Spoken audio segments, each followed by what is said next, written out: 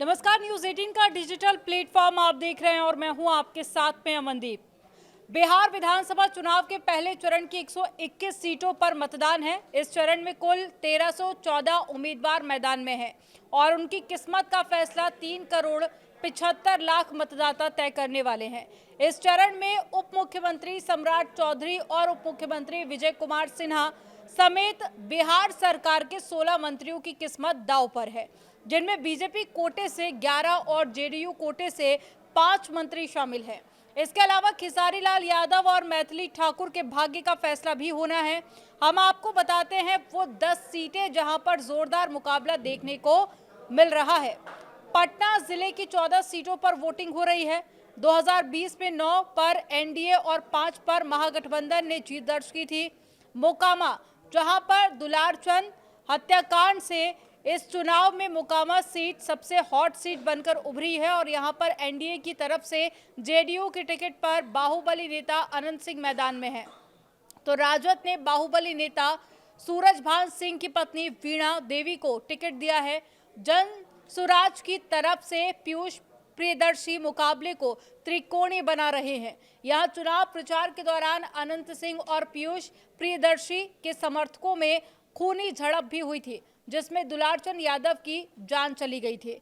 इस हत्याकांड में आनंद सिंह जेल चले गए और उन्होंने अपना चुनाव प्रचार जनता के हवाले कर दिया।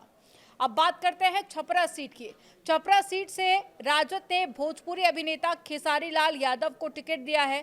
खेसारी के सामने एनडीए से बीजेपी की छोटी कुमारी चुनावी मैदान में है और जनसुराज से जयप्रकाश सिंह और निर्दलीय उम्मीदवार राखी गुप्ता मुकाबले को दिलचस्प बना रहे हैं।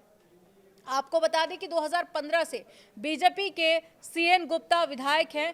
क्या तीसरी बार बीजेपी अपनी सीट बचाने में कामयाब होगी, ये देखना काफी ज्यादा दिलचस्प होगा। चलिए बात करते हैं तारापुर सीट की। तारापुर सीट से बिहार सरकार के उप मुख्यमंत्री सम्राट चौधरी की साख दांव पर लगी हुई है। सम्राट का मुकाबला राजद के अरुण कुमार से हो रहा है और जनसुराज के संतोष सिंह और बसपा के आशीष आनंद मुकाबले को दिलचस्प बना रहे हैं। आपको बता दें कि 2020 के चुनाव में यहां पर जेडीयू के मेवालाल चौधरी ने आरजेडी के दिव्य प्रकाश को मात दी थी। और अब बात कर लेते हैं लखीसराय की। पहले चरण में लखीसराय सीट पर वोटिंग हो रही है और इस सीट पर बिहार सरकार के दूसरे डिप्टी सीएम विजय कुमार सिन्हा मैदान में है।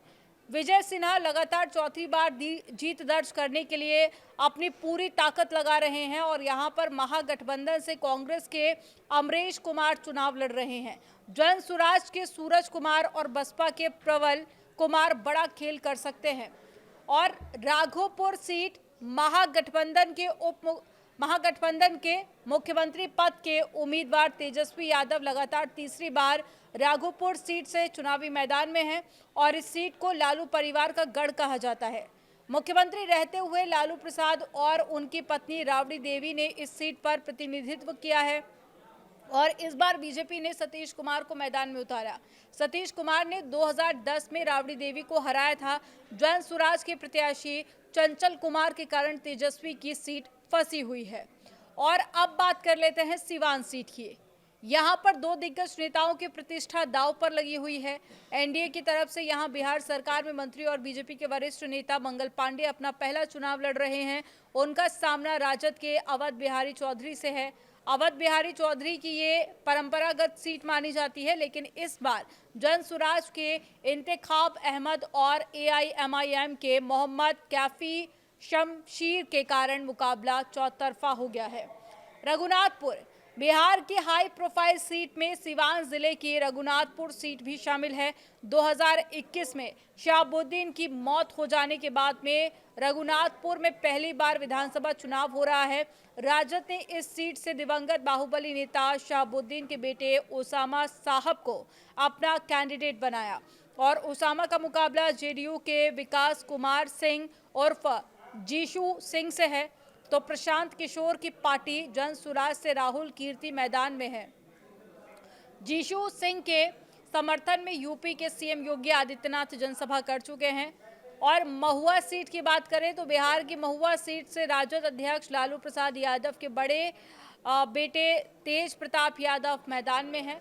पार्टी और परिवार से निकाले जाने के बाद में तेज प्रताप यादव पहली बार अपनी पार्टी बनाकर चुनाव लड़ रहे हैं। उनका मुकाबला एनडीए से है। लोजपा रामविलास के संजय कुमार सिंह और महागठबंधन से राजद के सिटिंग विधायक मुकेश रोशन से होगा। जनसुराज के इंद्रजीत प्रधान मुकाबले को चौतरफा बनाने वाले हैं। यह मुकाबला तेज प्रताप और साथ ही कई सारे कैंडिडेट के बीच में होने वाला है।